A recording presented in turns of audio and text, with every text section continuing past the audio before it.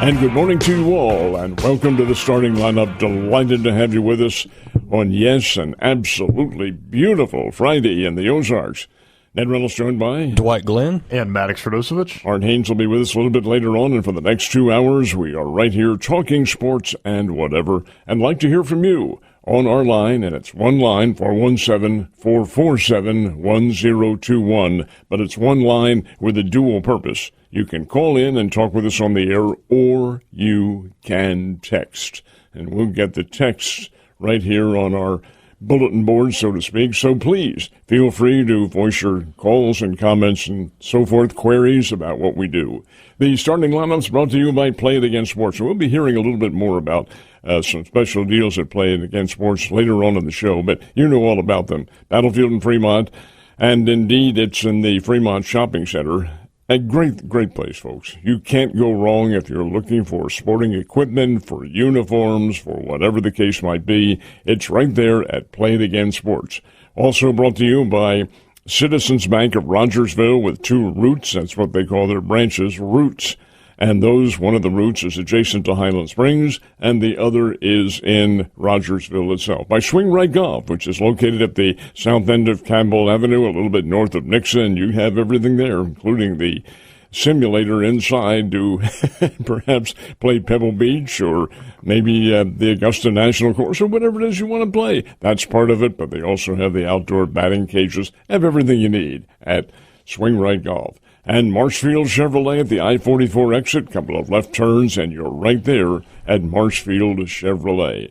So we have the weekend coming up. Football season, guys, is underway in a sense because we had the Hall of Fame exhibition game last night.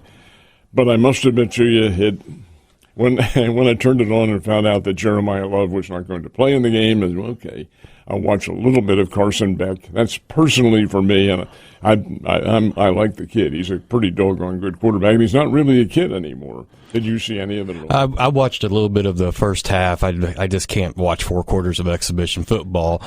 But it is interesting to see all of these players that were playing last night are playing for their career, even if it's just to make the practice squad. You know, not every one of those players was a, college senior last year. There was 5 players, I think, from the UFL, which is kind of like the minor leagues of football. But the thing that was impressive with Carson Beck is he was so poised. And, that is the difference between a 25-year-old that's played 55 games of Division I, high-level Division I football versus somebody that redshirted, played 2 seasons, maybe played 14 games and comes out at 21 or 22. Interesting thing about Beck, too, he made his name at Georgia. He's a really outstanding All-America quarterback at Georgia, but that's not where he first committed. You know where he first committed? The Tide. And then he didn't leave. He decommitted from there and then enrolled at Georgia and then ended up last year at Miami. Did you see any of it? I caught lots of the highlights, yes, Ned. Yeah, and I think this is exactly what you would want in a Hall of Fame game, other than the fact that Jeremiah Love didn't play. Got to see a lot of good young talent and had a thrilling finish, too, with the Carolina backup quarterback, Haynes King, going in and running in for the touchdown to finish things off.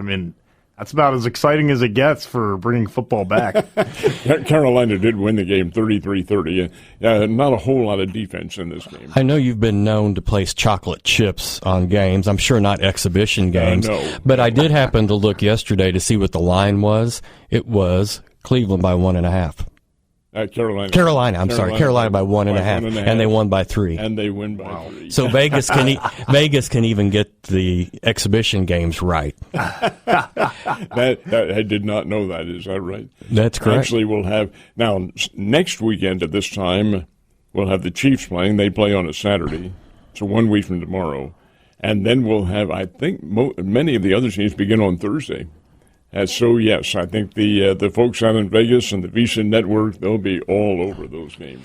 Well, there is an appetite for football, and now with gambling being legal, there were people, I'm sure, that placed money on that game last night because it gives you an interest in watching it. The other interesting thing to me about Carson Beck, we talked about this before we came on the air live, is he probably took a price cut or, a salary cut to go from college to the NFL. Probably did. You guys might remember, now he said it in jest, of course, but Mother Mers, who used to work at another station, Kurt Mers was All-America at Iowa, and later All-Pro with the Kansas City Chiefs, and worked here, not this station, but another one, as a DJ, and he was very, very, very good. But he talked about his years at Iowa and his years coming into the old American Football League. And he said, yeah, I took a pay cut to come to the American Football League. And I think he was only being half facetious when he said that. Well, what happened at SMU, they got the death sentence. They lost their program for years, and it took them decades to get it back to normal. But now what they were doing at SMU is called normal. It is. It would be perfectly fine, and that's how things have changed. Incidentally, just as an addendum to that, Southern Methodist did get the death penalty, but that was for 1 year. The rest of it was called on by themselves. They took their own program away. And it was the first football team to really suffer that. In basketball, oh my, there were programs back in the betting scandals of the early 1950s. Kentucky, as a matter of fact, shut down their program in 1951. Adolph Rupp said, hey, we're not going to do that, and completely closed it. CCNY, the City College of New York, which was a renowned basketball power, shut down their program, then brought it back, D3. And I think that's where they are right now, as a D3 school. And the same with NYU, although they continued to be a D1 right up until the early 1960s or mid-1960s. You guys, you wouldn't, Maddux, but you might remember Happy Hairston, who played for the... I know the name. I wasn't around yet, but yes. Los Angeles Lakers star. He was an NYU product, and Barry Kramer and people like that. But, hey, that can happen. You get yourself running afoul of the law, and things will... Well, the golden boy. Paul Hornung and Alex Karras, both out of football for 1 year for gambling. That was 1961, 60 or 61, right back in that vicinity, yeah. Now, we all know how the major sports leagues look at gambling, and they do not want their players betting on their own games. They don't really want them betting, period. But yet every major sports league now is in bed with DraftKings, and all of these online gambling sites. So how do you balance that? It hasn't been all that many years ago, and I have a friend in town who was a National Football League official who, when the NFL had a hard and fast rule, thou shalt not visit Las Vegas. And if you do happen to go to Las Vegas, thou shalt not go into any of the casinos. Are you talking about referees right now? Yeah, I'm sorry, referees, okay. Yes, an officials with the now they have a team there. Inescapable, it really is. You know what's crazy about it is it happens at pretty much every level now. I mean, it's not just the National Football League, Major League Baseball, National Basketball Association. I mean, this happens in Conference USA. The player of the year in men's basketball from 2024-2025 got kicked out of Conference USA when he returned for the following year because he was involved with sports gambling. I mean, it's exactly right. It happens at every level, and it's just so sad because you hate to see the integrity of the game compromised. And Maddux, that's the point right there. That's the key factor. I don't think anybody really cares if you're going to want to lose your money or win your money. That's fine, but it is the integrity, and it's the small, and it's a vast minority that will want to bend the rules or do something illegal or go to some athlete and say, hey, we'll pay you this to shave the points. And so it's a small number who will do that, but it does happen. And how you avoid it, well, you make your penalties very severe is how you avoid it. I have a hypothetical question for you both. And I'm just coming up with this right now because it just dawned on me. Missouri State put out their plans or their hopes for what they're going to do with Plaster Stadium moving forward and all the renovations to McDonald Arena. All these things are going to cost tens of millions of dollars, and they've already started the fundraising for the McDonald Arena portion of it. Well, we've seen lately, SoFi is buying patches, I think, on Notre Dame. So a lot of people are selling patches on basketball uniforms, on football uniforms. What if DraftKings came to Missouri State and said, for $10 million for the next 10 years, if you'll put a patch on there, the $10 million is yours? That would make things really interesting. It would, but I can see it being accepted. It's possible. It's all right to do. Well, the good thing was is online, and this is why all these people have been caught, is they track every bet, when it's bet, what the IP address is coming from. So these players think they're going to get away with it. They're not going to get away with it. There's too many ways to be tracked. In the good old days, you were dealing with bookies, and you were dealing with the mafia, and if everybody would stay quiet, then you would be fine. Now there's a way to trace every single bet that's made in America. Leaving a paper trail, and it does. That's exactly right. That can happen. Incidentally, let me change the gears just a little bit. You brought up the renovation of McDonald Arena and things like that. Danielle King from my old station has done a really nice job of going back and looking at the history of the McDonald Arena, which was, when I came here, the SMS Arena.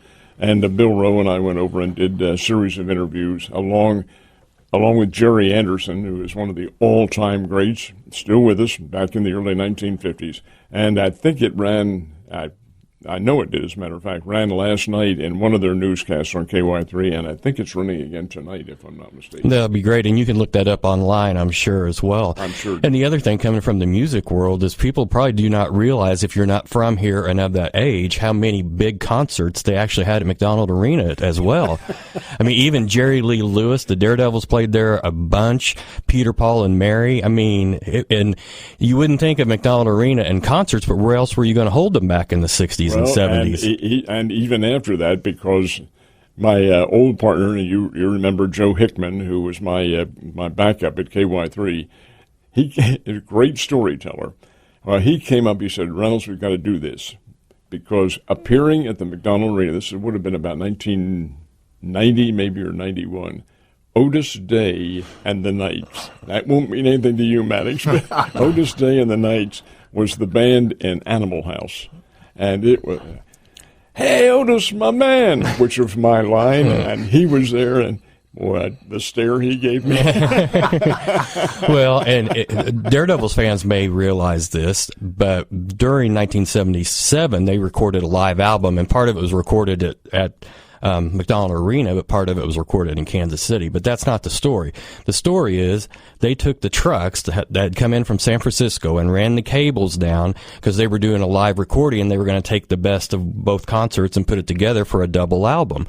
Well, they went down in the men's locker room at McDonald Arena, and Larry Lee, Rule, Soup, Steve, and John did Satisfied Mind acoustically. And why did they do it down there? Because the acoustics in the bathroom are the best acoustics you can get. Is that right? Well, think about how we all sound in the shower, Ned. Always great. I've always pictured myself as Frank Sinatra. But yes, Satisfied Mind on the It's Alive album was recorded in McDonald Arena. For heaven's sake. See, talk about the wonderful history that goes into many of the old establishments here in the area is really remarkable. I'm glad that they're using McDonald Arena for something that benefits the university, and because it would have probably been really tempting just to knock it down, because that seems to be what we do with older buildings now. Rather than renovate them, we just knock them down. There's too much history. The reason McDonald Arena was built in the first place was in the 40s, I believe. In 1940 or 41, and the very first game in there, very first game ever, was the Bears against Mizzou. Mizzou came down here to play in that first game. Yeah, so the history of that place, and now they can use it, they can utilize it rather than build a brand new building. They will have locker rooms, weight rooms. The good thing is they're going to open up the tunnel so the Bears can actually enter the football field like a football team should enter a football field. It's going to take a while. It's not going to be done overnight, and I know that part of the fundraising is close to being done. But the other renovations they're wanting to make are what you would expect. They want more suites. They want better accommodations. They want to make the game day atmosphere better so people are more tempted to come. I think that particular premise is being or resulting in bigger crowds now too.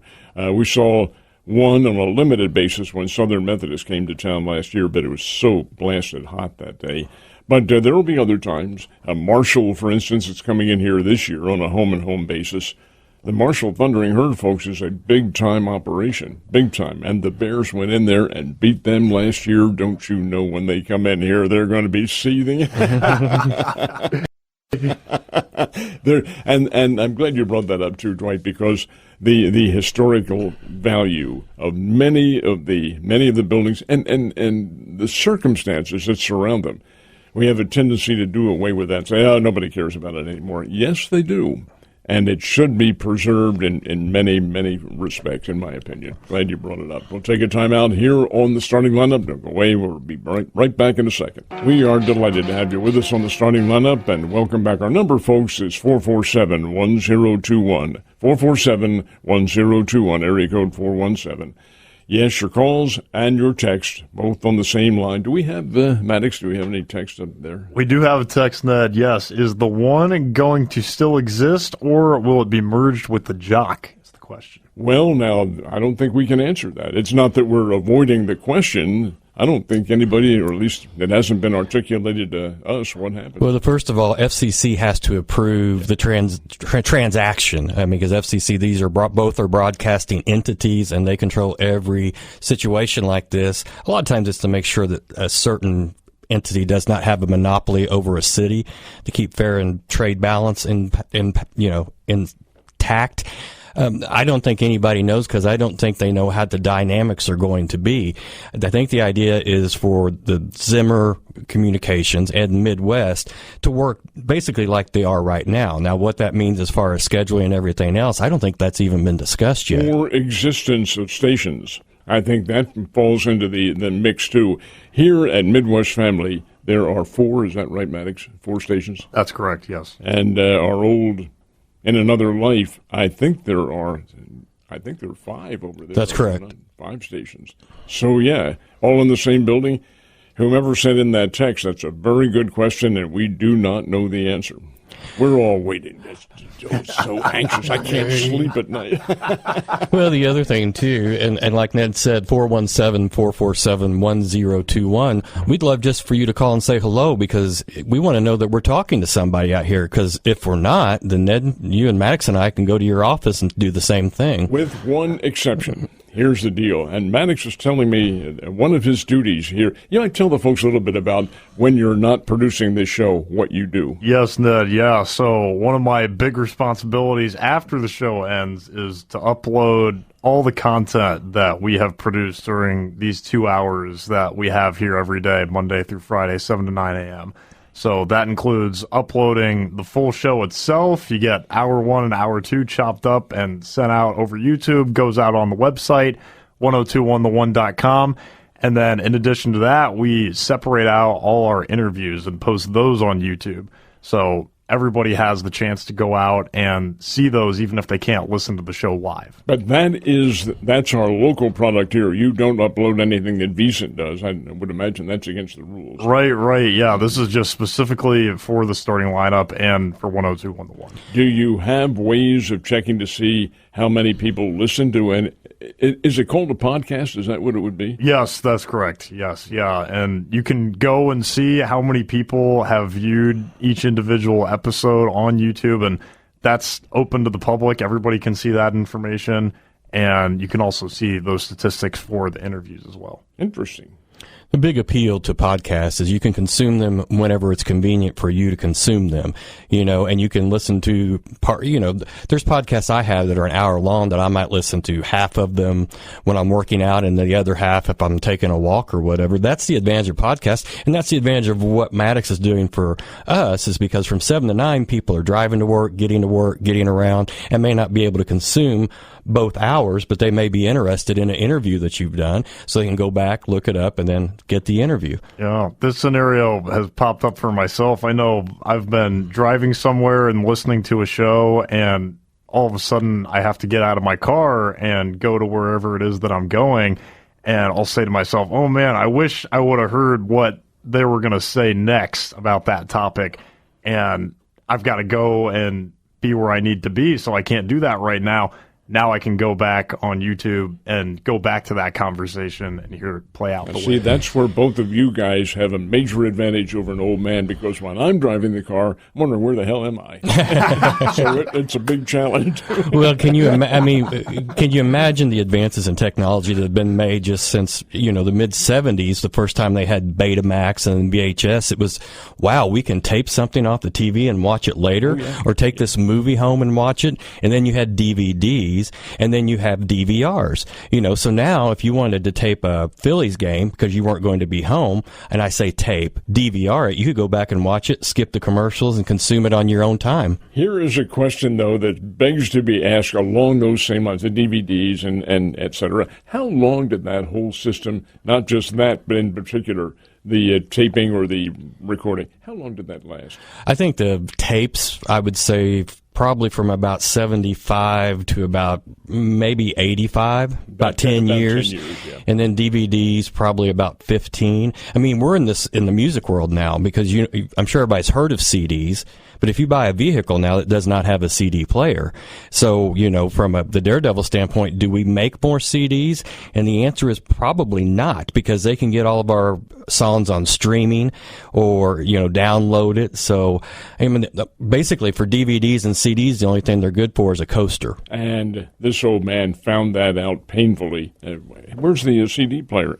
Oh, there is none? Right. Oh, my. No, I mean, and we have our demographic, obviously, for the Daredevils is older, and a lot of them still want CDs, but we have to go to Universal and buy 1,000. You know how long it would take for us to sell 1,000 of any certain album at this point?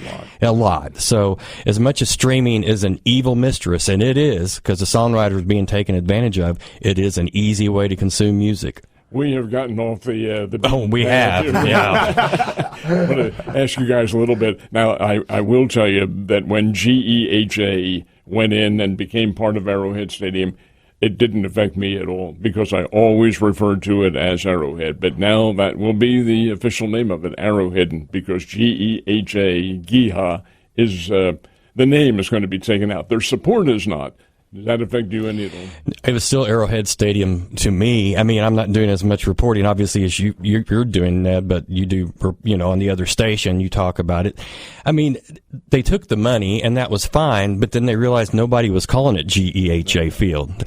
Arrowhead Stadium is what it's going to be. Now, I'm curious, when they go to Kansas, which is probably 7 years from now, is it still going to be Arrowhead Stadium, or will they sell the sponsorship? Well, very same circumstance as far as that question we do not know. Nobody knows. In fact, there is a bit of a dispute in the state of Kansas now. I don't think it involves the building of the stadium, but it does involve the cost factor, because part of this, yes, the Star Bonds are going to be part of it, and the Chiefs are going to be a major part of it, but I think the public is also being asked to contribute a little bit, and the candidates for governor of Kansas are in something of a debate for that, for coming up in the November election. When you say the public, and I'm ignorant on this, is it probably through a sales tax of some sort, or a use tax? Okay. It would be a tax, yes. Well, if it's a tax, then you do have to vote on it. The public has to. You can't just implement those, I don't think. Not being a resident of that state, I don't know. I don't know what they're going to do. I do know that some of the items that were on the ballot here a couple of days ago, I was very surprised that some of them lost. The sad thing to me is, what are they going to do with the current Arrowhead and the current Kauffman Stadium? I mean, when and if this does happen with both of those teams, those are two huge structures, and what are you going to use them for? And it seems like more and more, whenever this type of thing happens, these abandoned stadiums, it just automatically becomes a data center at that point, and you're just trying to figure out a way to transform that property into that kind of a setup. That's just what we need, is a data center and an Amazon warehouse. Well, the center that you're talking about does require many, many acres, and that whole complex, the Truman Sports complex out there, I think it's got to be somewhere in the neighborhood of 40 or 45, 50 acres or more. Oh, I think at a minimum. I would say probably closer to 80 if you take it all in. I mean, when you consider what the space that the stadiums take up and then the immense parking that surrounds them as well, it's just curious. The Dome in St. Louis, I was surprised it's still standing, but they got football back and they're able to use it, and they've been having RV and when I say RV and boat shows, I'm not kidding. That's what they do up there. They try to find uses for it.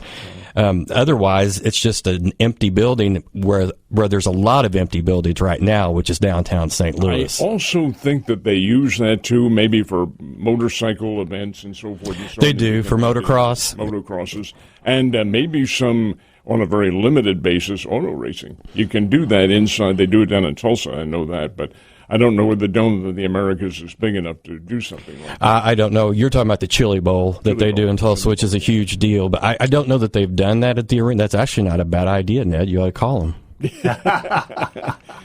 Thanks for your thought. We'll put it together here. Yeah.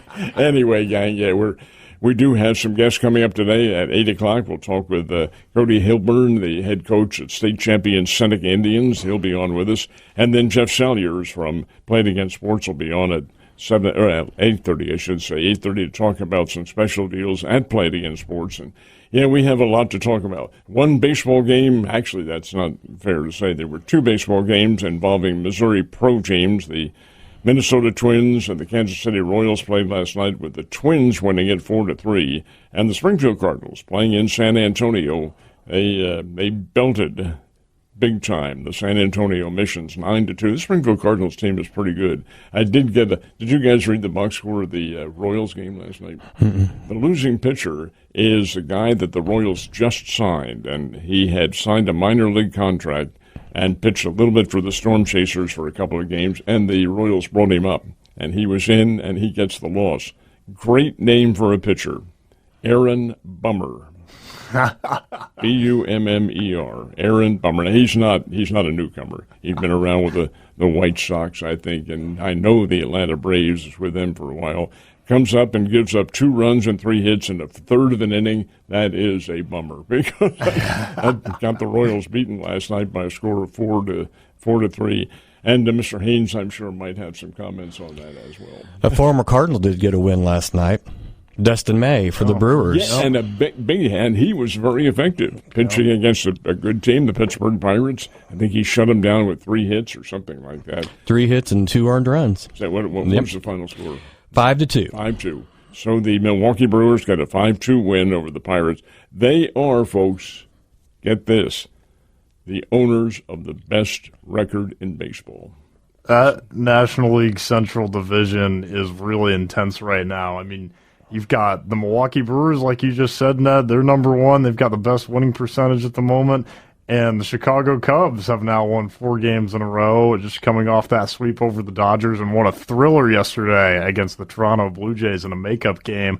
Walked it off in extra innings. I mean, I'm really excited to see how that race is going to finish out, because even though Milwaukee is ahead 5.5 games right now over Chicago, those two teams play each other 7 more times down the stretch. Including the end of this month when they play at Wrigley, when the Brewers come into Wrigley, and won't that be a lot of fun? And won't that be, maybe a few fans will show up for that.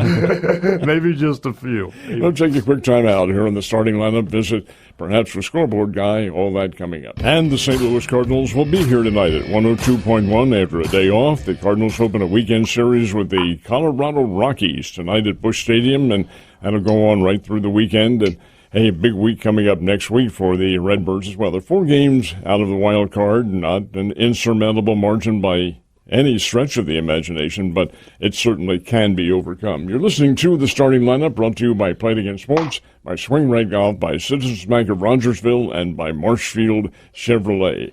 We do have a special guest with us who is on the line, and we'll visit with Scoreboard Guy. This is interesting time for you, Scoreboard Guy, because the coaches and players, it's all the dead week going on.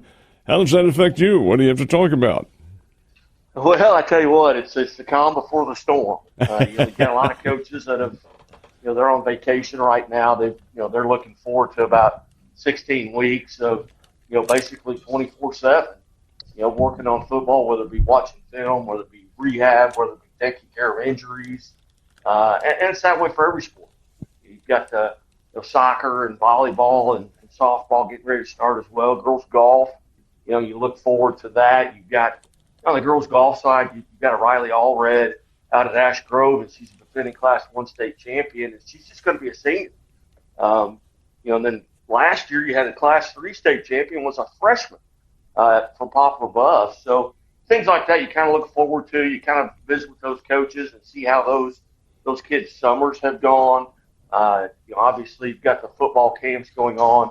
Evangel, SBU's had them, Branson had one. So you kind of peek in there a little bit. But right now it's just kind of taking a deep breath, getting prepared for our Springfield area quarterback club this year. So got a meeting this later on today with Art Haynes and some folks with regards to that. So there's a lot of stuff still going on as far as for the school board guy. When the camps or the schools, I should say, are allowed to open up their preseason camps, do they all get to do so at the same time on the same day? Yeah, there are dead times during the summer. You've got kind of a window. Not everybody does it during the same time because they want to get maybe a variety where maybe you want to attend a Branson camp and attend maybe Evangel. So a lot of those are stair-stepped. You only have so many days of contact with regards to football, 25 days over the summer where you can actually run plays, 7-on-7 camps, things of that nature. But you've got contact pretty much unlimited with regards to the weight room, running, things of that, just staying in basic shape. But with regards to the football, you just get the 25 days of contact. When you have those dates, now the football season does open on a specific date. What one is it in late August? It's August 27th. That's a Thursday. There'll be 7 games that night, I believe, here locally. I think just maybe Diamond plays Buffalo on that night, and then there'll be I believe there's 147 games Friday night, and then there'll be a handful on Saturday. Typically, those are in the St. Louis, in the city area. Now, the games that are on the odd nights, like Thursday and Saturday and so forth, is that going to continue all season long? Yes, sir. That's they came out, Misha, I think it was 4 or 5 years ago, they came out with a rule that you had to have at least 7 days between varsity contests with regards to football. But what you ended up stressing your referees, and you just could not cover every game. There just weren't enough of them, so they have allowed you to play on that, say, a Friday and then the following Thursday, or a Friday or a Saturday and the following Friday. Things of that nature. They have restricted that. They've given you that extra day during the week, and that's just basically based because there just aren't enough referees to cover 160 high school football varsity games on a single night. We need those zebras in there. Need them back. Go ahead, Maddux. Guy, when you look at the schedule here for the first few weeks in 2026, what game do you think pops out most at you where you say, man, this is just going to be a really good football game? Probably week 2 would be Lamar versus Seneca. Mm-hmm. You've got Cody Hilbert coming up here.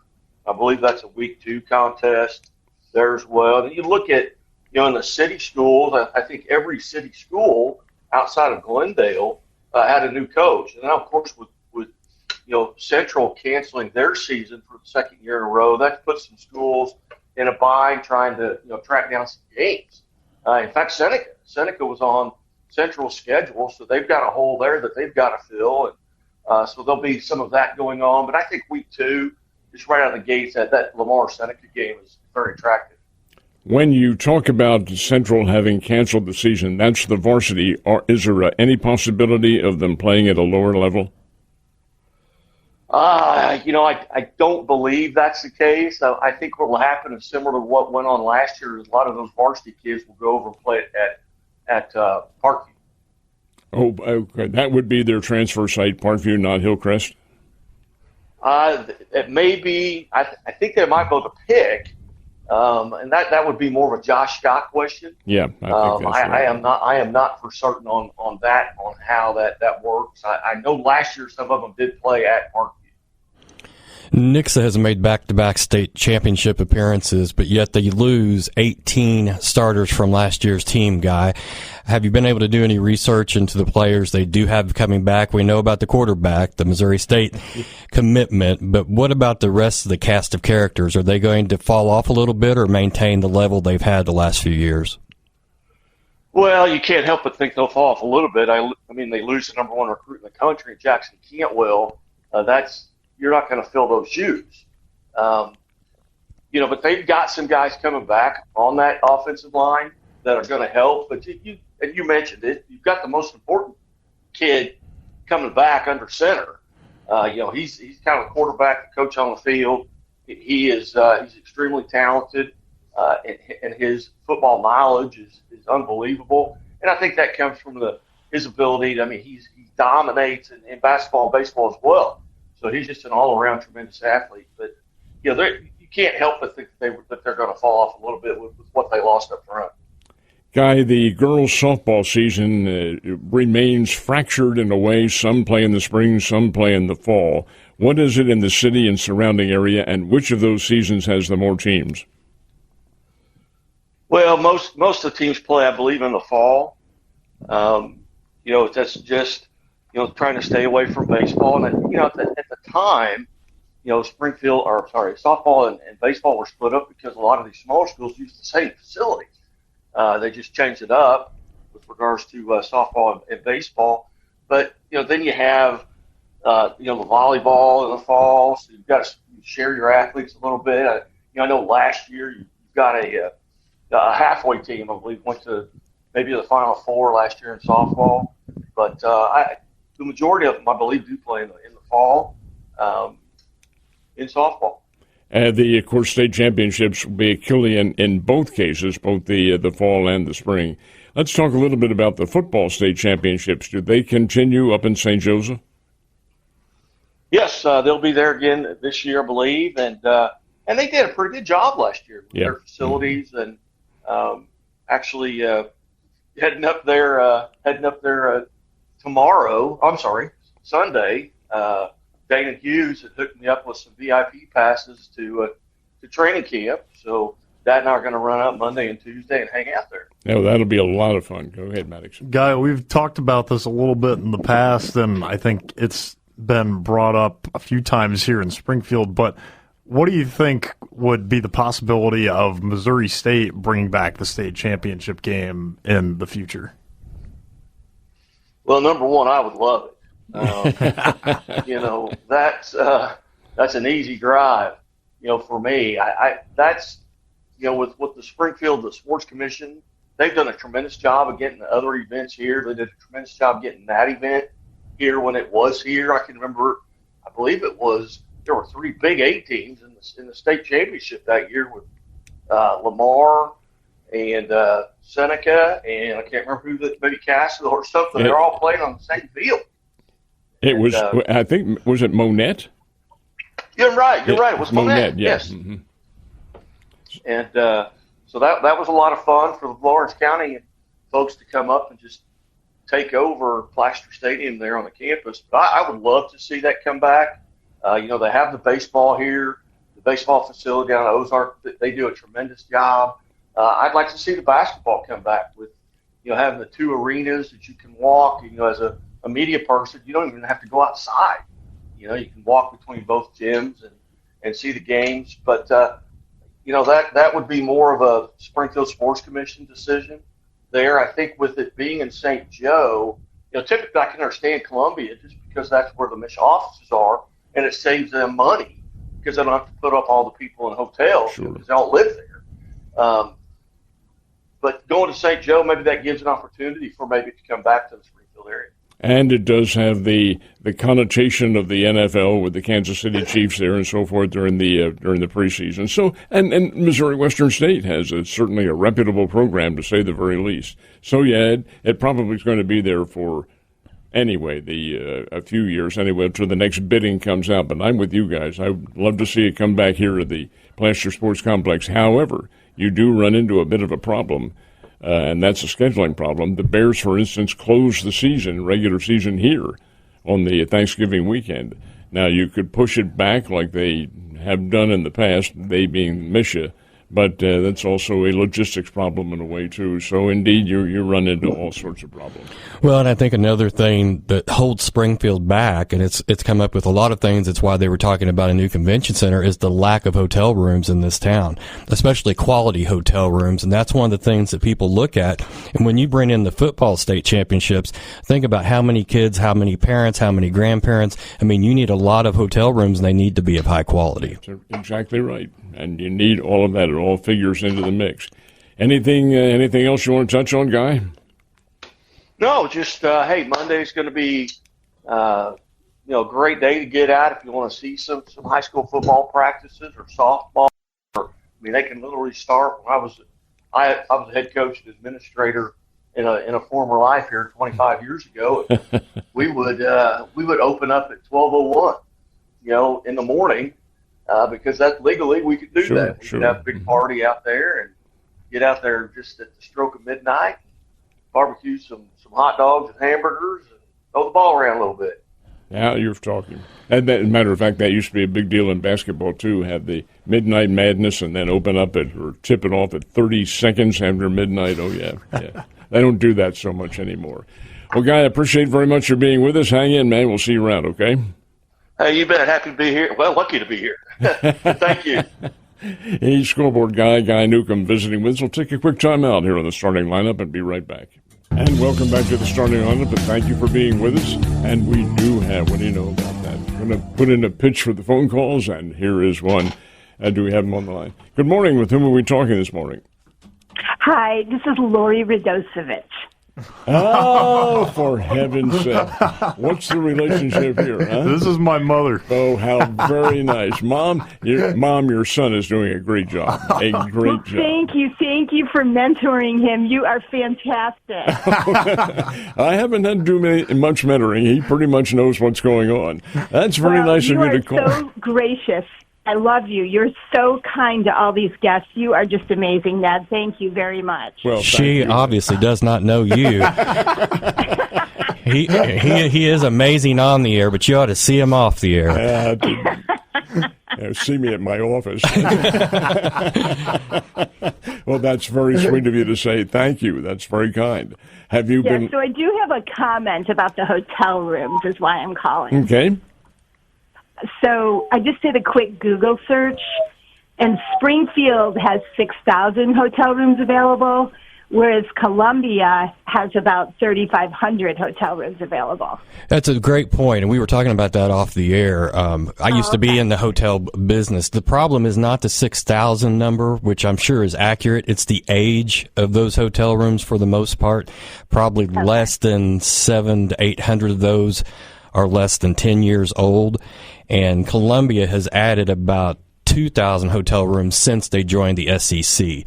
So there is definitely more hotel rooms available in Springfield. It's more about the quality of the hotel rooms. Okay. Well, I thought it was like a numbers thing, and I love Springfield. We live in Kansas City, but we have fallen in love with Springfield, and I just wanted to, we stayed at a lot of hotels, and they've all been just wonderful. Columbia, on the other hand, not so much for me. So anyhow. Well, Springfield does have its charm. I mean, Ned's been here now for 60 years, and we can't get rid of him. So there must be something about Springfield in the water. Believe me, that's hardly a charm.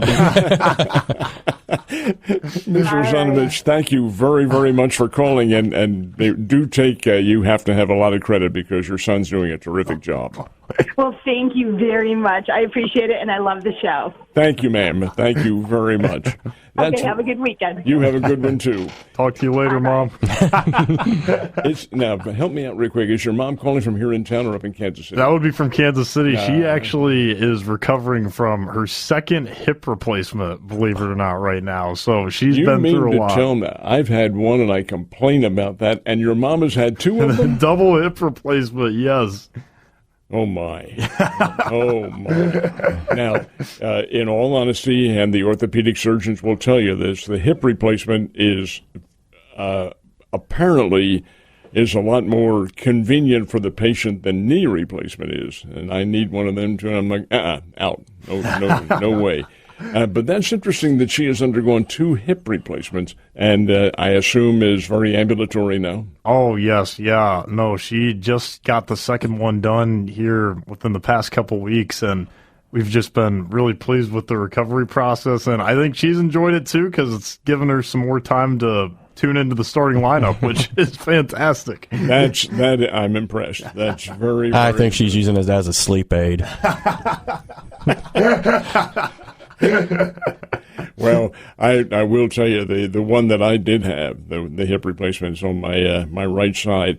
The only difficulty I have with it is my fault and not the operation, and that is when I am on my fat behind for a long time, it tends to get very stiff. Well, that's by nature. That's going to happen. You're cutting off the circulation. That's a lot of it too, and that's why a lot of people that have desk jobs suffer from hip and leg problems and they even recommend, these Apple Watches. They recommend get up and walk around. Motion is lotion. That is quite right, and you do have to keep active. The other day. Now, I don't live too very far away from my polling place. I walked to the polling place. Did you say hi to the chickens?